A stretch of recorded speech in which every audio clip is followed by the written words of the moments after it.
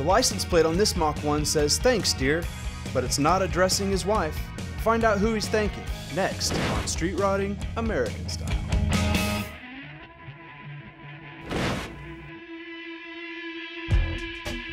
All right, Mark, what are we looking at here that you got behind you? This is a 1969 Ford Mustang Mach 1. The Mach 1s were one of the primo muscle cars. Why is that? Well, one thing is the body lines on these. The 69-70 Machs are some of the most popular, most impressive looking cars of the late 60s, early 70s. And they had power. I mean, what kind of power is on this car? This is a 390, and it's been adjusted a little, shall we say, and it's probably pushing 425, 430 horses. When you say adjusted, what'd you do to adjust it? Well, we bored it a little. We put a little hotter cam in it. It's got a little hotter intake in it. And then we put a better rear end in it to transfer that power to the rear wheels. What kind of rear end did you go? It's a Curry 3.5. It had 325s in it when I got the car. A little less fuel economy, but a little more power on the road. You say you changed the cam. Why'd you change the cam on this? Well, a little hotter cam, a little more power. You never have too much power.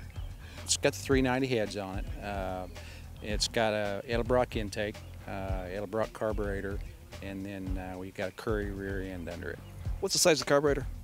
It's a 750.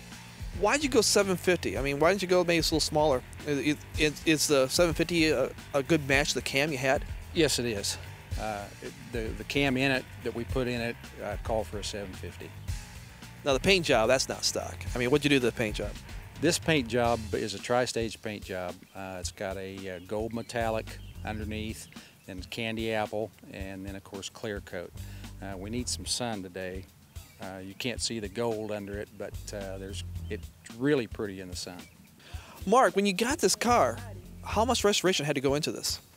This car actually was supposedly 80% done when I got it. It was a show car, actually, and I showed it for a couple of years. We got in under the dash to put a aftermarket stereo in it and found rust in the cowl. At that point, it was either tear the car apart and fix it or get rid of the car, and I really liked the car, so we tore it down and did a complete restoration. How much time and materials goes into restoration of something like that caliber? Took a little over 2 years, and everything on the car has been redone. Every nut, bolt, screw's been off the car. It's a lengthy, time-consuming, exacting process. This car is actually a better car than Ford ever produced. When you tear a car down like this, there's just things that they didn't do back then that's done now, and this car will be in this shape 30 years from now. Because you took the effort and time to go and make sure it's all done right. Yes. What is it about the car that you wish people would notice a little more about? I know you spent a lot of time on this car, restoring it, but there's probably something here that probably people don't notice that you wish they did. What would it be? A lot of people don't notice the undercarriage. I've got some mirrors set out under the car, but the undercarriage is just as clean as the top of this car. Is it hard to keep the undercarriage clean and up to date? It's very hard.